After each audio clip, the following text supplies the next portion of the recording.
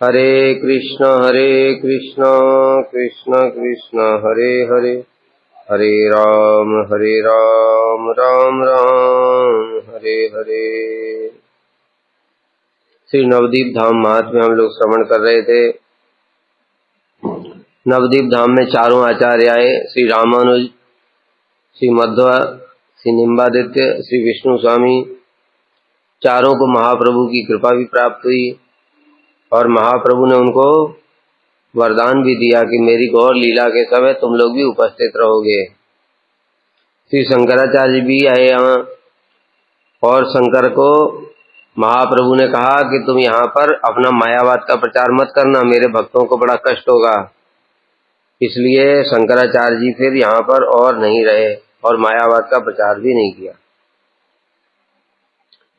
फिर प्रत्येक संप्रदाय से महाप्रभु ने दो दो वस्तुओं को ग्रहण किया।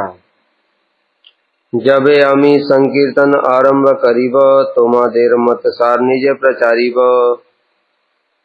निम्बादित्य को कह रहे महाप्रभु, जब मैं प्रकट होऊंगा और नाम संकीर्तन करूंगा उस समय तुम्हारे द्वैत अद्वैत मत के सार का प्रचार करूंगा।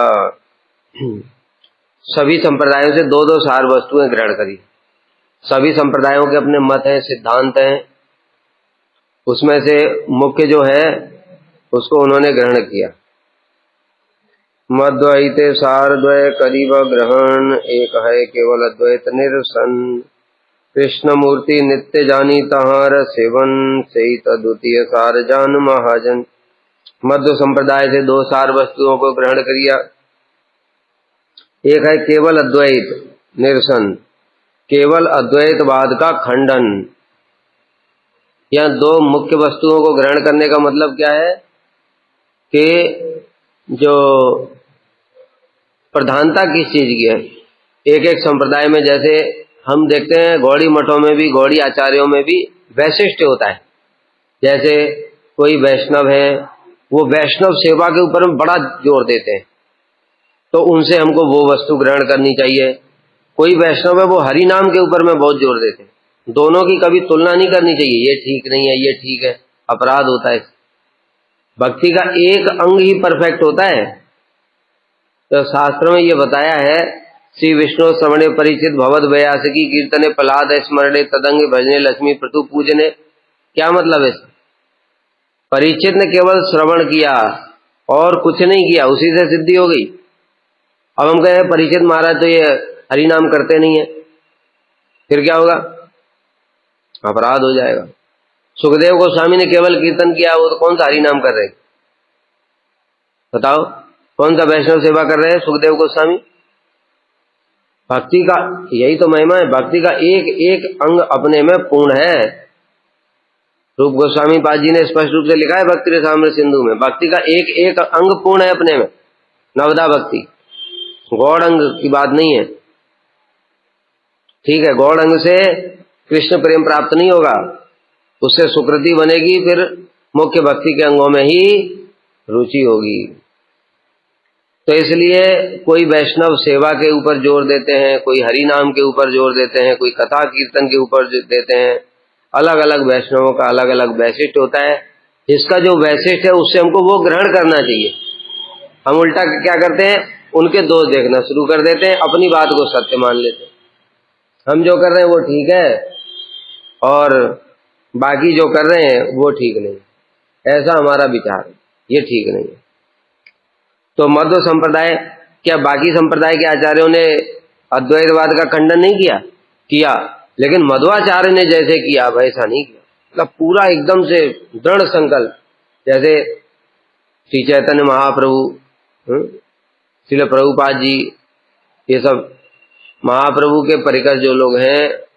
प्रभुपाद जी कहते थे जब तक ये मायावाद जगत में रहेगा तब तक इसका प्रचार संभव नहीं है, भक्ति का, शुद्ध भक्ति। अब इस चीज को परम गुरुदेव ने ग्रहण किया और परम गुरुदेव ने फिर मायावाद के खंडन के लिए एकदम हाथ में तलवार लेकर गिरे थे। लेकिन गुरुजी ने भी मायावाद का खंडन किया, लेकिन उनका प्रधानता किसमें थी? रस विचार की प्रचार के ऊपर थी। अब कोई बोले कि ये तो परम गुरुदेव के शिष्य हैं, उनकी बात को नहीं सुनते हैं, उन्होंने तो मायावाद का खंडन किया, तो वो भी वही करने लग जाएंगे? ये जरूरी नहीं। किस किस वैष्णव का क्या क्या वैशिष्ट है, उन्होंने रूप रघुनाथ की वाणी का प्रचार करने के लिए संकल्प किया। सब एक ही कार्य कर रहे हैं। इसलिए महाजनों के बातों में कभी भी भेद बुद्धि नहीं करना चाहिए, उससे बड़ा अपराध हो जाता है। तो इसलिए मध्व संप्रदाय से उन्होंने ग्रहण किया, मध्वाचार्य से, कि केवल अद्वैतवाद का खंडन। मध्वाचार्य जहां भी देखते थे ना ये शंकर संप्रदाय वालों को, उनको तो डंडा लेकर के पिटाई भी कर देते, इतना कठोरता पूर्वक उन्होंने उनका खंडन किया। और दूसरा, कृष्ण के विग्रह को नित्य मानकर उनकी सेवा। तो दूसरे संप्रदाय के लोग क्या नित्य नहीं मानेंगे? जो वैष्णव संप्रदाय वो नित्य नहीं मानेगा विग्रह को, तो वैष्णव संप्रदाय कहां रहा अगर नित्य नहीं मान रहा? मानेंगे, लेकिन जैसा उन्होंने नित्यता को प्रकाशित किया उस प्रकार से दूसरे ने जोर नहीं किया। रामानुज संप्रदाय की दो विशेषताएं।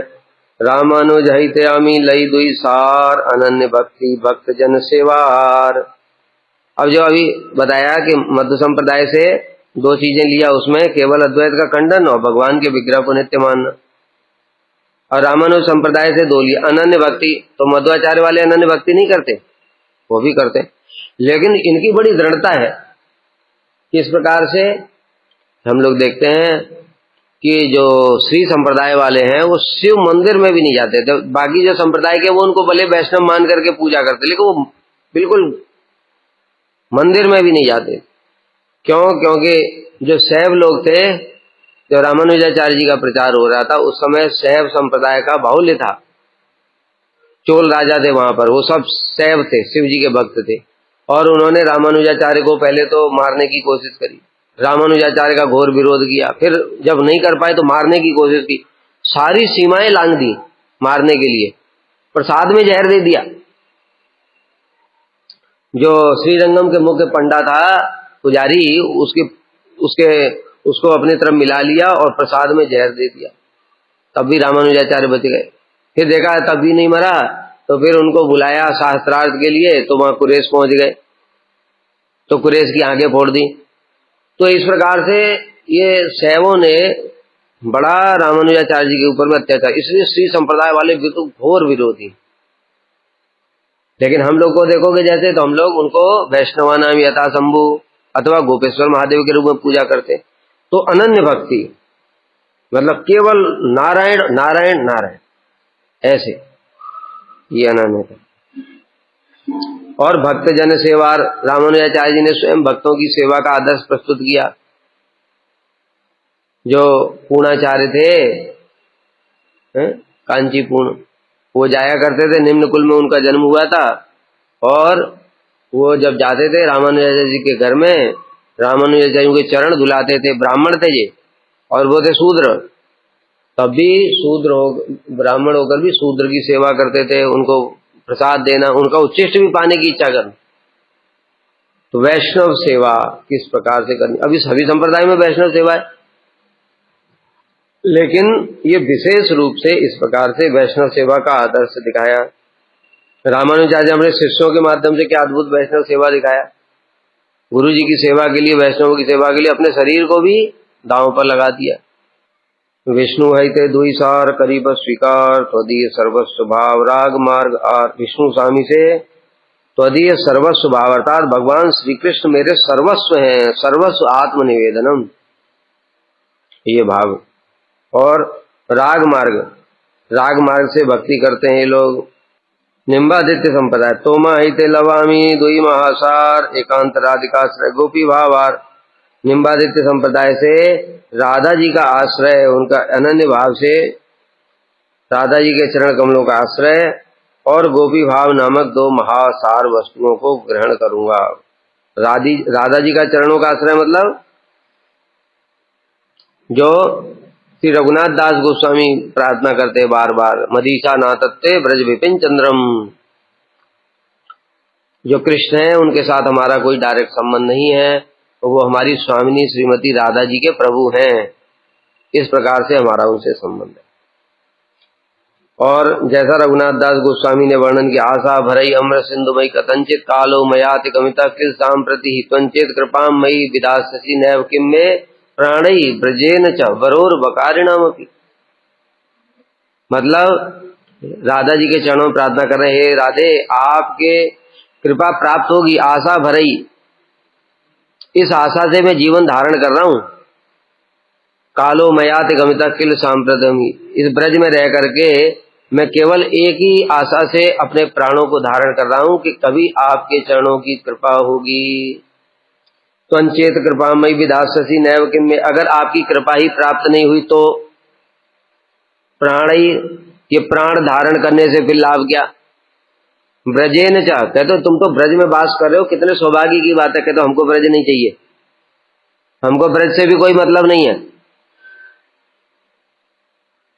अच्छा कृष्ण मिल जाए तो वरोर वकारिणाम अपी, हे वरोर वर देने वालों में श्रेष्ठ, हे राधे वकारिणाम अपी, हमको कृष्ण से भी कोई प्रयोजन नहीं। अगर आपकी कृपा प्राप्त नहीं हुई तो कृष्ण से मतलब नहीं है, ये ब्रज से भी मतलब नहीं है, और हमको अपने प्राणों से भी कोई लेना देना नहीं है, सब बेकार है। इस प्रकार से राधा जी का एकमात्र चरणार्थ, ये तो ऐसी राधा जी के चरणों में निष्ठा, ये तो बड़ा असंभव है, बहुत मुश्किल काम है। ये तो एक ही प्रकार से प्राप्त हो सकती है, जो जिनके अंदर में ऐसी निष्ठा हो, जैसे गुरु जी हैं, जैसे उनकी सारी कथाएं देखो यही भाव दिखता है, उनसे ही हो सकती है। वो कृपा कर देंगे तो हो जाएगा, नहीं तो ये भाव नहीं आएगा। कुछ भी कर लो, कितना भी हरि नाम कर लो, कितना भी वैष्णव सेवा भी कर लो, कुछ भी कर लो, तब भी नहीं आएगा। वैष्णव सेवा से भी नहीं आएगा। वैष्णव सेवा से ये हो सकता है कि ऐसे रसिक साधुओं का संग प्राप्त हो जाए, लेकिन ये भाव उनकी कृपा से ही आएगा। हेतो बलि गौरचंद्र हैला अदर्शन प्रेमे निम्बादित्य कत करीला रोदन, यह कहकर के गौरचंद्र अंतर्धान हो गए और निम्बादित्य जी प्रेम में मत होकर के क्रंदन करने लगे। गुरुपाद पद में नमी चले देशांतर कर कृष्ण भक्ति प्रचारित हैया तत्पर, इस प्रकार से गुरुपाद पद्म का प्रणाम करके, गुरुपाद पद्म मतलब गौरचंद्र, महाप्रभु के आदेश का भली भांति पालन करने के लिए गुरुपाद पद्म को प्रणाम किया अपने। अच्छा, गुरुपाद पद्म अपने उनके जो होंगे गुरु जी, महाप्रभु के आदेश को पालन करने के लिए, और फिर कृष्ण भक्ति का प्रचार करने में तत्पर होकर दूसरे स्थान पर चले गए। दूर रहिते राम तीर्थ जीवेर देखाय, कोला सुरे हल धर बदिला यथाय, करी लेन गंगा स्नान लय दुगण रुक्मुर बलि नाम प्रकाश एकान। नित्यानंद प्रभु ने दूर से ही जीव गोस्वामी को राम तीर्थ का दर्शन कराया, राम तीर्थ का दर्शन कराया, जहां पर बलदेव प्रभु ने कोल नामक असुर का वध किया था और सभी यादवों के साथ में गंगा स्नान किया था। और नित्यानंद प्रभु ही तो बलदेव है, इसलिए उनको देख करके ही वो स्फूर्ति हो गई होगी। आजकल यह स्थान रुक्मपुर के नाम से प्रसिद्ध है। नवदीप परिक्रमा एक शेष कार्तिके मासे थे तथा महात्म्य विशेष, यह स्थान भी नवदीप परिक्रमा का एक सीमा पर है। कार्तिक मास में इस स्थान पर वास करने का विशेष महात्म्य है। राम तीर्थ बिल्व पच्चे छाड़ी प्रभु लय भक्तगण, भारद्वाज टीला ग्रामे करे आरोहण। बिल्व पक्ष से नित्यानंद प्रभु सभी भक्तों के साथ फिर भारद्वाज टीला में आ गए। भारद्वाज मुनि भी नवदीप धाम में आए थे। नित्यानंद बले स्थाने मुनिवर आइलेन देखी तीर्थ श्री गंगा सागर। एक बार भारद्वाज मुनि गंगा सागर गए दर्शन करने, स्नान करने। वहां गंगा सागर स्नान करके जब लौट करके आए तो भारद्वाज मुनि फिर यहाँ पर रुके थे नवदीप में। हेता श्री गौरचंद्र करी आराधन, रहीलेन कत दिन मुनि महाजन। और यहाँ पर बहुत दिनों तक रहे और गौरचंद्र की आराधना की। तार आराधने तुष्ट है विश्वम्बर, निज रूपे देखा दिला सदय अंतर। उनकी आराधना से महाप्रभु संतुष्ट हो गए और संतुष्ट होकर के अपना दर्शन कराया। और फिर महाप्रभु ने कहा मुनिरे बलीला तब इष्ट सिद्ध हवे, हमारे प्रकट काले हमारा देखिवे। तुम्हारी जो इच्छा है वो अवश्य पूर्ण होगी और मेरी प्रकट लीला के समय तुम मेरे दर्शन भी करोगे। ये सब के सब बताए ना, जो महाप्रभु की लीला में सब है, सारे ऋषि मुनि सब कुछ, चारों आचार्य, और परिकर सारे जितने भी अवतारों के भी, राम जी के परिकर भी हैं, श्रीवास जी है, नारायण के परिकर भी हैं, सब है वहाँ। किन लोगों ने मना तो किया महाप्रभु ने, उनकी अवज्ञा करेंगे क्या? महाप्रभु ने सबको मना किया, मैं किसी को बताना नहीं, तो बताया नहीं किसी को। फिर जब ये महाप्रभु की लीला में आए होंगे तब तो इनको थोड़ी अपना स्मरण रहा होगा कि मैं पहले भारद्वाज था, मैं निम्बादत्त, मैं बल्लभाचार्य था, मैं निम्बादित्य था, ऐसे थोड़ी। महाप्रभु की इच्छा से योग माया से सब ढक जाता है।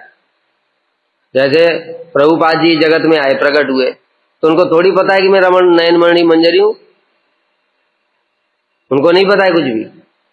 फिर धीरे धीरे भजन साधन का आदर सिखाते हैं, लेकिन परिकर है, जब परिकर होगा तो उसका भजन साधन ऐसा होगा कि उसकी हम कल्पना भी नहीं कर सकते। वो जो भजन करेंगे हमारे लिए सोचना भी असंभव है। 10 साल में 100 करोड़ नाम, 3 लाख नाम प्रतिदिन, चांद्रायण व्रत क्यों कर रहे? लेकिन अभी उनको पता नहीं है कि मैं नयनमणि मंजरी। भजन साधन करते करते करते करते फिर प्रकाशित होगा। कब प्रकाशित होगा? जब प्रभु की इच्छा होगी, तब उनको पता चलेगा कि मैं ये। तो पार्षद लोग भी नहीं जानते। अगर पार्षद लोग भी पहले से ही पता चल जाएगा ना, तो फिर वो ऐसा कर नहीं पाएंगे। फिर तो जन्म से ही फिर महाप्रभु के राधा कृष्ण की लीलाओं में लगे रहेंगे, फिर क्या साधन करेंगे? बताओ, रूप गोस्वामी क्या साधन कर सकते हैं? एक बार हरे कृष्ण बोला तो कुसुम सरोवर में, कभी गोवर्धन में पहुंच गए, अब क्या साधन करेंगे? तो इसलिए साधन भजन करके दिखाते हैं बद्ध जीवों को। फिर क्या मठ खोलते ही है, कहते पेड़ के नीचे भजन करो भाई, समझ गए? इसलिए महाप्रभु जिससे जो लेना चाहते हैं उसके अनुसार उसको पूरा कवर करके रखते हैं और उसके अंदर उस प्रकार की शक्ति संचार करते हैं और वही गुण प्रकाशित करते हैं जो महाप्रभु जो करवाना चाहते हैं। जो काम रूप गोस्वामी ने किया, सनातन गोस्वामी नहीं कर सकते क्या? कर सकते, लेकिन प्रभु की इच्छा है इससे क्या करवाना, इसलिए बाकी सबको मना कर दिया। रूप गोस्वामी ने प्रकाशित किया महाप्रभु का स्वरूप, सनातन गोस्वामी भी तो कर सकते थे, अन्य अन्य गोस्वामी, स्वरूप दामोदर, रामानंद राय की, सबको मना कर दिया। अरे स्वरूप दामोदर तो हेड हैं, रूप गोस्वामी के भी प्रभु हैं, वो ललिता सखी हैं, लेकिन मना कर रखा है। मना कर रखा है तो चुप है, सब कुछ जानते हो। जितने महाप्रभु के लीलाओं के रहस्य सब स्वरूप दामोदर सब जानने वाले, लेकिन फिर भी मना कर रखा है तो बोलते नहीं। लेकिन रूप गोस्वामी को चुन लिया तो उन्होंने प्रकाशित कर दिया, अनर्पित चरीम चिरात, भक्त लोगों को बड़ा आनंद हुआ। रामानंद राय को तो स्पष्ट रूप से दिखाया, रसराज महाभाव स्वरूप दिखाया, फिर भी मना कर दिया, खबरदार बोलना नहीं किसी को, यही कथा बोली। तो फिर मेरी प्रकट लीला के तुम मेरा दर्शन करोगे, यही कथा बोली प्रभु अहिल अंतर्धान, भारद्वाज महाप्रेम अहिला ज्ञान, यह कथा बोल करके प्रभु अंतर्धान हो गए और भारद्वाज मुनि प्रेम में आविष्ट हो गए और मूर्छित हो गए। कत दिन था कि यही टीलार ऊपर, अन्य तीर्थ दर्शन गेला मुनिवर। कितने दिन तक इस टीला के ऊपर में रहे, उसके कुछ दिन के बाद में फिर अन्य तीर्थों के दर्शन करने के लिए चले गए। लोके ते भारुई डांगा भले स्थाने, महातीर्थ है यही शास्त्र विधाने। अब लोग इस स्थान को भारुई डांगा कहते हैं, जहाँ भारद्वाज मुनि रहते थे वहाँ भारुई डांगा, शास्त्रों के अनुसार ये एक महान तीर्थ है। अब परिक्रमा करते करते करते करते श्री नवदीप धाम की, फिर नित्यानंद प्रभु वापस आ गए जहां से शुरू किया था। कहां से? अंतरदीप मायापुर, महाप्रभु का जन्म स्थान, श्री जगन्नाथ में सची देवी का भवन, वहां दर्शन कराया था ना जीव गोस्वामी को, सची माता का, विष्णु प्रिया देवी का, सबका कृपा प्राप्त हुआ था। बलिते बलिते सबे जाए मायापुर, आगुवाड़ी लय सबे ईशान ठाकुर। उनके साथ में ईशान ठाकुर बंसी बदनानंद प्रभु भी हो लिए थे। नित्यानंद प्रभु स्वयं परिक्रमा करा रहे, कितना सौभाग्य। ऐसा कहते कहते सभी ईशान ठाकुर के पीछे पीछे चलते चलते मायापुर पहुंच गए। ईशान ठाकुर के पीछे क्यों चले? तो उन्होंने रास्ता देखा हुआ है, वहीं रहते ना, इसलिए उन्होंने रास्ता देखा हुआ पूरा नवद्वीप। महाप्रेमे नित्यानंद करे न नर्तन, सकल वैष्णव मिली करे न कीर्तन। प्रेम से विवल होकर नित्यानंद प्रभु नृत्य कर रहे थे और सभी वैष्णव लोग कीर्तन कर रहे थे। जगन्नाथ मिश्रालय सर्वपीठ सार, नाम सह यथा श्री गौरंग अवतार। जगन्नाथ मिश्र का घर योग पीठ जिसको कहते हैं, वो सभी पीठों का सार स्वरूप है, क्योंकि यहाँ पर श्री नाम महाप्रभु के साथ गौरांग महाप्रभु अवतरित हुए। दो अवतार हुए, एक तो महाप्रभु का अवतार, वो सारे अवतारों का सार, फिर महामंत्र जो नाम प्रभु है वो उनका अवतार, वो भी नाम, ये जो हरे कृष्ण महामंत्र, ये सब सारे मंत्रों का भी सार। समझ गए? नाम प्रभु और नामी प्रभु दोनों एक साथ अवतरित हो गए इसी स्थान पर, इसलिए योग पीठ ही सभी का सार है। अन्य सभी पीठ मतलब अन्य अन्य भगवान के धामों का भी। कृष्ण भी जब जगत में अवतरित हुए, लेकिन कृष्ण अपने का नाम अपना प्रचार नहीं किया। कृष्ण ने कुछ भी, जो पहले से जानते, शास्त्र वास्त्र पढ़े, वो तो नाम लेते भगवान का, बाकी किसी से कोई मतलब नहीं है। लेकिन यहां पर नाम नामी एक साथ प्रकट हो गए, और नाम में भी कौन सा? नामी भी सार और नाम भी सार। सही दिन प्रभु ग्रहे प्रभुर जननी, वैष्णव गणेरे अन्न खाया न अपनी। उस दिन वैष्णवों को सची माता ने स्वयं अपने हाथों से प्रसाद खिलाया, खुद बना करके। कि आनंद अहिला तथा न है वर्णन, महासमारोह है नाम से। क्या आनंद होगा भाई, क्या कौन वर्णन कर सकता है। अरे जहां नित्यानंद प्रभु नृत्य करते हैं वहां पर महाप्रभु साक्षात प्रकट हो जाते हैं। एक तो महाप्रभु का स्थान है वो जन्म स्थान, नाम प्रभु वहां पर प्रकट हुए हैं। जब नाम प्रभु जहां प्रकट है वहां पर जो कीर्तन करेंगे कितना आनंद होगा। तुंडे तांडव निरतिम। फिर नृत्य कर रहे नित्यानंद प्रभु, प्रसाद बना रही सची माता। क्या बताएं उसका क्या आनंद की कौन वर्णन कर सकता है। महासमारोह में सब लोग नाम संकीर्तन करने लगे। तो वहां उस स्थान के जाने से प्रभाव से ही नाम संकीर्तन शुरू हो जाएगा, क्योंकि वही नाम प्रभु रहते हैं, नाम प्रभु वही प्रकट है। हमारा फिर भी नहीं होगा। क्यों? क्योंकि माया ने ढक रखा है, कुछ दिखता ही नहीं है। निताई जानवा पद छाया जा रहा थे, भक्ति विनोद गाय नदिया विलास। नित्यानंद प्रभु और जानवा देवी के चरण कमल की सुशीतल छाया प्राप्त करने की आशा से भक्ति विनोद नदिया की लीलाओं का वर्णन कर रहे हैं। जय जय गौरा चांद, जय नित्यानंद, जय अद्वैत गदाधर प्रेम रसानंद। गौर चंद्र की जय हो, नित्यानंद प्रभु की जय हो, अद्वैत प्रभु की जय हो, गदाधर पंडित की जय हो, प्रेम रूपी रस के आनंद की जय हो। जय श्रीवासादि भक्त नवदीप जय, जय नाम संकीर्तन प्रेमेर निलय। श्रीवासादि भक्तों की जय हो, नवदीप धाम की जय हो, और प्रेम के भंडार श्री नाम संकीर्तन की जय हो। सारा प्रेम नाम संकीर्तन में ही भरा हुआ है। परम विजयते श्री कृष्ण संकीर्तन। बसियाचे नित्यानंद श्रीवास अंगने, गौर प्रेमे बारी धारा बहे तू नयने। अगले दिन प्रातः काल नित्यानंद प्रभु श्रीवास आंगन में विराजमान थे।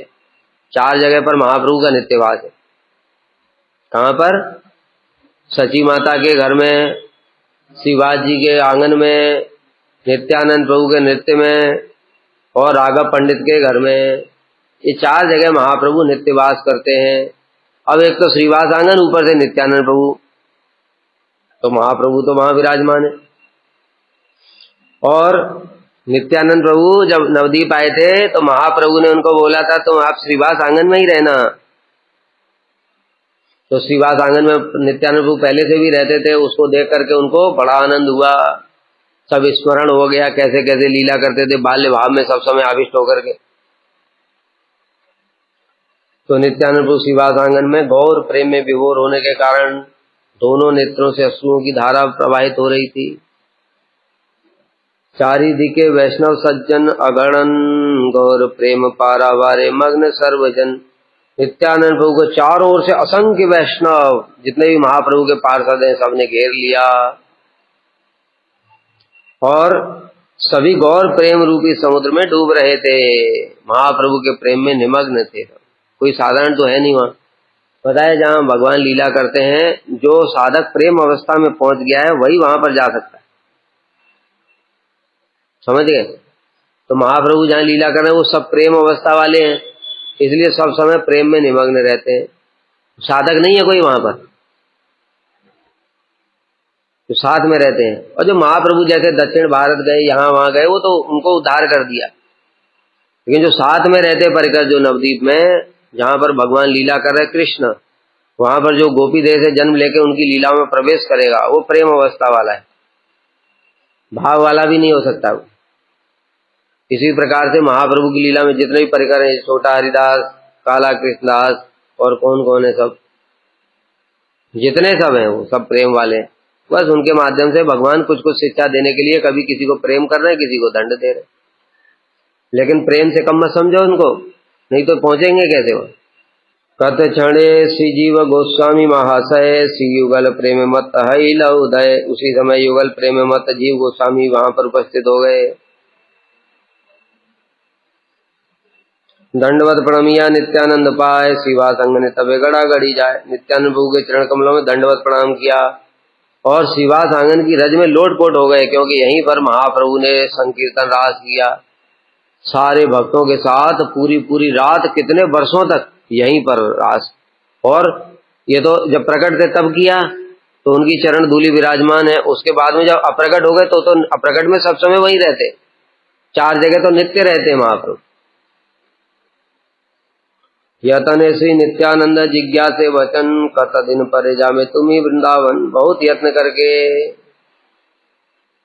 नित्यानंद प्रभु भावाविष्ट है, जीव गोस्वामी भी धूल में लोटपोट हो रहे हैं। तब जैसे तैसे नित्यानंद प्रभु ने अपने भावों को संवरण किया। संवरण करके नित्यानंद प्रभु ने जीव से पूछा कि तुम कितने दिन बाद वृंदावन जाओगे? अभी दर्शन तो हो गया, अभी तुम वृंदावन चले जाओ। अब जीव गोस्वामी का मन नहीं कर रहा है नवद्वीप छोड़ने का, क्योंकि उनको उपलब्धि हुई नवद्वीप ही अभिन्न वृंदावन है और यहाँ महाप्रभु का प्रेम है, महाप्रभु की कृपा है सब जगह पर, इसको क्यों छोड़ूं। जीव भले प्रभु आज्ञा सर्वोपरि है, आज्ञा पाइले करी आमी वृंदावन आश्रय। प्रभु ने, जीव ने कहा प्रभु की आज्ञा ही सर्वोपरि होती है, अगर आपकी आज्ञा है तो मैं वृंदावन चला जाऊंगा। दुई एक कथा मोरज आछे जिज्ञासिते, उत्तर दाओ हे प्रभु ए दासे रहिते। जाने से पहले प्रभु आपसे 1-2 सवाल पूछना चाहता हूँ, कृपा करके आप मेरा उत्तर प्रदान कीजिए, इस दास का कल्याण कीजिए। यही नवद्वीप धाम है वृंदावन, तब के न वृंदावन गमने जतन।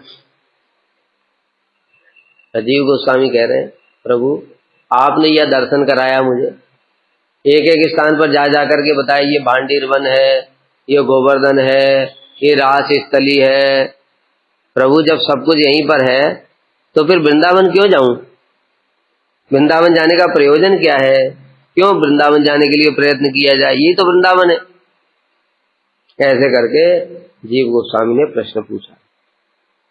कृष्ण तत्ववेद अखंड गुरु तत्व नित्यानंद प्रभु का उत्तर। जीव प्रश्न सुनी प्रभु करे न उत्तर, बड़ा गुह्य कथा यही सुन अतः पर। नित्यानंद प्रभु कहने लगे बहुत गूढ़ बात है जीव, सुनो ध्यान से। प्रभुर प्रकट लीला जत दिन रहे, देख जेन बहिर्मुख जने न जाने।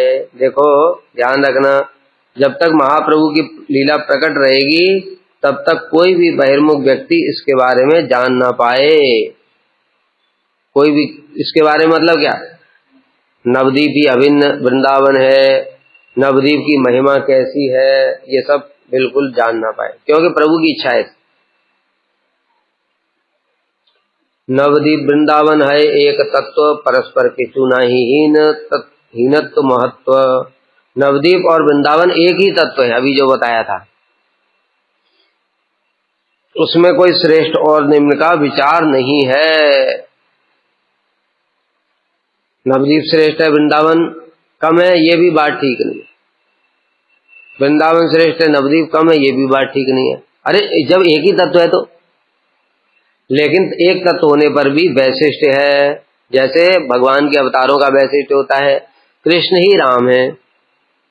अगर तुम बोलोगे कि कृष्ण राम से श्रेष्ठ है, तो लगता है राम जी कुछ और हैं, कृष्ण कुछ और।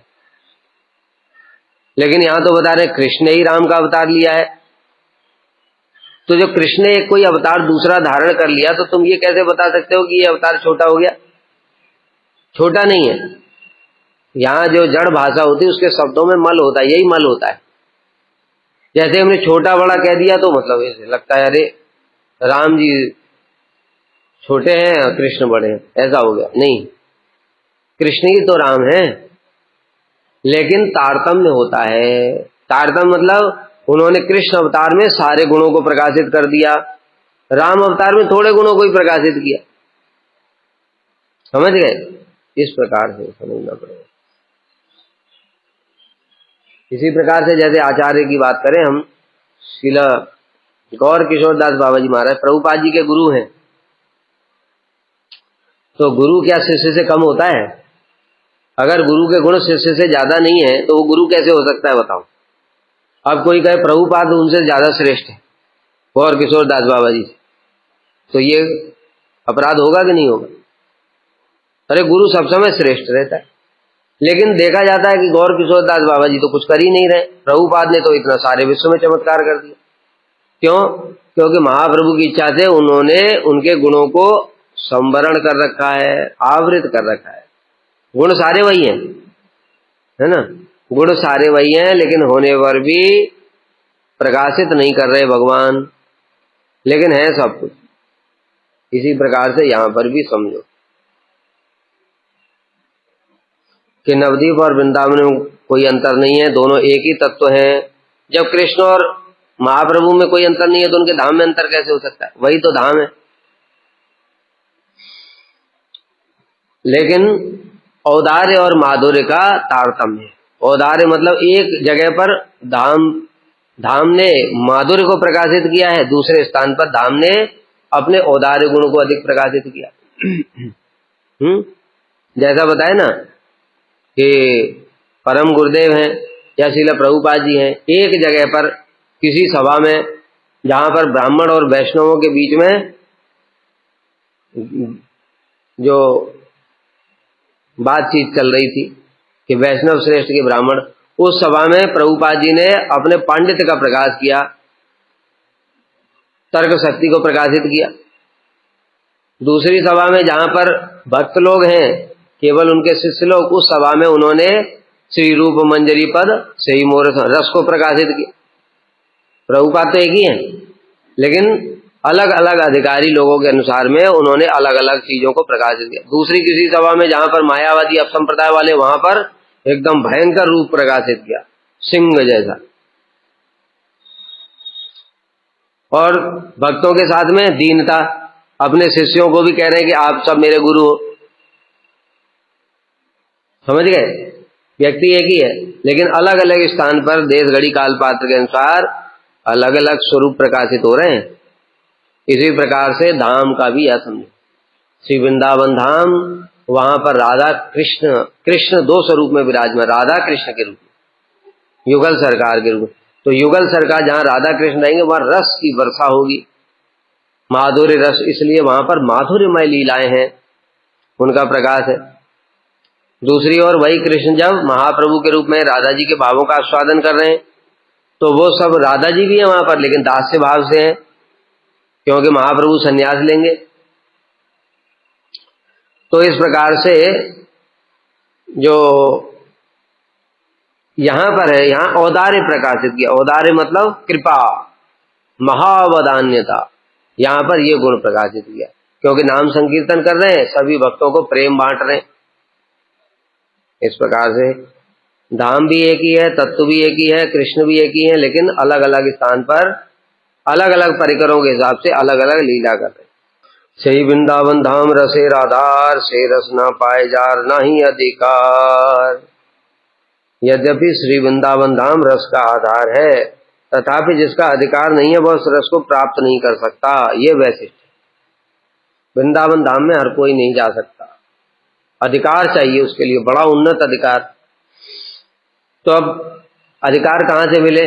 तो महाप्रभु ने ऐसी व्यवस्था कर दी, उसी धाम का एक दूसरा स्वरूप प्रकाशित कर दिया कि लो तुमको अधिकार देने के लिए हम ये कर देते। जैसे मान लो एक कंपनी है इन्फोसिस, इन्फोसिस में जहां पर जॉब होता है ना, जॉब मतलब प्रोग्रामिंग और ये सब होता है काम, वो एक ऑफिस अलग होता है, एक ट्रेनिंग सेंटर अलग होता है। समझ गए? जहां पर सब एम्प्लॉय काम करे वहां ट्रेनिंग सेंटर नहीं होता है, ट्रेनिंग सेंटर अलग होता है। बड़ी बड़ी कंपनियों में सब में ऐसा ही होता है। तो ट्रेनिंग के लिए वो एक ही वही ऑफिस में जाते हैं, वहां पर सारा वैसी व्यवस्था रहती है ट्रेनिंग की। तो वो है तो एक ही कंपनी इन्फोसिस, ठीक है, लेकिन एक जगह को ट्रेनिंग सेंटर बना रखा है, दूसरे को वर्क वाला बना रखा है। तो ट्रेनिंग सेंटर क्यों बनाया गया? कि वर्क वाले में तुमको एडमिशन मिल जाए, बिना ट्रेनिंग के वहां पर नहीं जा सकते। ठीक है, इसी प्रकार से समझो वृंदावन धाम माधुर्यमय है, लेकिन उन्होंने देखा कि हमारे माधुर्य में कोई प्रवेश नहीं कर पाएगा अनधिकारी, इसलिए उन्होंने ट्रेनिंग देने के लिए, कृपा करने के लिए अपना दूसरा स्वरूप प्रकाशित कर दिया नवदीप धाम के रूप में, और वही कृष्ण ही महाप्रभु के रूप सब परिकर होंगे। तो इस प्रकार से तब यहां पर बता रहे हैं कि सही वृंदावन धाम रसे राधार, से रस न पाए जार नहीं अधिकार। उस वृंदावन धाम में जिसका अधिकार नहीं है वो उस रस को प्राप्त नहीं कर सकता। कृपा करी सही धाम नवदीप है, हेता रस अधिकार जीवे उपजय। देखो जो अभी हमने बताया उदाहरण वही है सेम। इसलिए कृपा करके वही वृंदावन नवदीप के रूप में जीवों को रसास्वादन करने का अधिकार प्रदान करता है। अभी बताया ना, कंपनी में जाने का अधिकार मिलेगा कैसे? उनके ट्रेनिंग सेंटर में जाना पड़ेगा, वहां पर तुम्हें अच्छे से ट्रेनिंग करो, वहां सब तुमको सिखाया जाएगा सारा, क्या क्या कौन कौन सी टेक्नोलॉजी पे काम करना है, कौन कौन सा वहां फ्रेमवर्क यूज होता है कंपनी के अंदर में, वो सब सिखाने के बाद में तब वहां पर पोस्टिंग होगी। तो वहां पहुंच गए, फ्रेमवर्क है सीधे, तुम क्या करोगे? फ्रेमवर्क का नॉलेज ही नहीं है। राधा कृष्ण लीला है सर्वरस सार, सहजा ताते नहीं है अधिकार। भैया राधा कृष्ण की लीला सभी रसों का सार है। जय जय उज्ज्वल रस सर्वरस सार। परकिया भाव है जहां ब्रजे ते प्रचार। ब्रज परकिया भाव जो है सबसे श्रेष्ठ है और इसका ब्रज में ही प्रचार है, मथुरा में भी नहीं है। परकिया भाव द्वारका में भी नहीं है, अन्य कहीं पर भी नहीं। तो ये रसों का सार है। अब परकिया रस की जो क्वालिफिकेशन है वो भी बड़ी ऊंची है। जब वो रसों का सार है तो सार वस्तु को प्राप्त करने के लिए क्वालिफिकेशन भी तो ज्यादा होनी चाहिए। अभी देखा है, देखो ऊपर की तरफ जाते जाओ तो देखोगे अपने आप ही लोग कम होते जाते। प्राइमरी स्कूल में जितने बच्चे पढ़ते हैं ना, लाखों लाख, 10-20 लाख और भी ज्यादा हो सकते। फिर 10th में 10-15 लाख, 12th में 5 लाख, ग्रेजुएशन में 2-3 लाख, पोस्ट ग्रेजुएशन में और कम, पीएचडी में और कम। फिर ऐसे करके और होता है पीएचडी के बाद ये ओलंपियाड होता है, फिजिक्स का ओलंपियाड, मैथ का ओलंपियाड। उसमें पूरे वर्ल्ड में मतलब केवल 30 बच्चे लिए जाते हैं, पूरे वर्ल्ड में। सोचो क्या कंपटीशन होगा, 30-35 बच्चे लिए जाते हैं, और फिर उसमें से भी कोई एक टॉपर होगा। तो जैसा जैसा अभी इंटरनेशनल लेवल पे आ गए तो पूरे मतलब सोचो कितने देश हैं, कितनी जनसंख्या है, उन सब में से केवल 30-35 बच्चे, कितना मुश्किल काम। तो इसी प्रकार से जैसे जैसे ऊपर वस्तु की महिमा बढ़ती है तो उसके क्वालिफिकेशन भी बढ़ जाती है। तो ये जो परकिया रस है, मधुर रस, ये सर्वरस सार है। इसलिए इस सर्वरस सार होने के कारण इसकी क्वालिफिकेशन भी बहुत हाई है, इसलिए सबका अधिकार नहीं है। तो कोई किसी को अधिकार प्राप्ति नहीं होगा।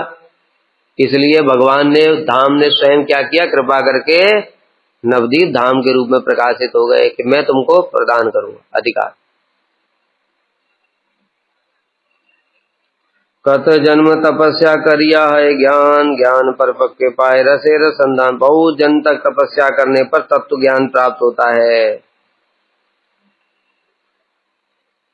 बहुनाम जन्म नाम अंते ज्ञानवान मान पर। तत्व ज्ञान भी नहीं होता है। मतलब तत्व ज्ञान क्या समझो, मतलब क्या देखोगे तो अरे सबको इतना ज्ञान है, सब शास्त्र का ज्ञान है, यूट्यूब पढ़ के फेसबुक,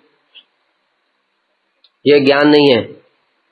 क्योंकि कभी कोई कर्म को अच्छा मान रहा है, कोई ज्ञान को अच्छा मान रहा है, कोई योग को अच्छा मान रहा है, कोई भक्ति को अच्छा मान रहा है, इसी में उलझे हुए हैं। फिर कोई कहता है नहीं नहीं सब ठीक है, चारों ठीक है। फिर कोई कहता है भक्ति में भी कर्म मिश्रा ज्ञान मिश्रा है, उनको पता ही नहीं है ये बात। इसलिए बहुत जन्म के बाद में तब जाकर के शुद्ध तत्व ज्ञान होता है कि भक्ति ही एकमात्र भगवान की प्राप्ति का उपाय है। और भक्ति, शुद्ध भक्ति किसको कहते हैं? अन्याभिलाषिता शून्यम क्या है, आनुकूल्यन कृष्णानुशीलनम क्या है, ये नहीं जान पाता भाई। इसलिए इसको जानना बड़ा मुश्किल। तो इस प्रकार से बहुत जन्मों के बाद तब तत्व ज्ञान होता है। और जब ये तत्व ज्ञान परिपक्व हो जाता है, परिपक्व से मतलब क्या समझोगे? वो ज्ञान का पहले विज्ञान हुआ, जो तत्व ज्ञान की उपलब्धि हुई उसको अनुभूति हुई, अनुभूति के पश्चात में फिर रसिक वैष्णवों का संग तब प्राप्त करने की चेष्टा करेगा। यही विज्ञान है। विज्ञान क्या है? जब वो समझ जाएगा कि इस ज्ञान से कुछ होने वाला नहीं है, ये विज्ञान है।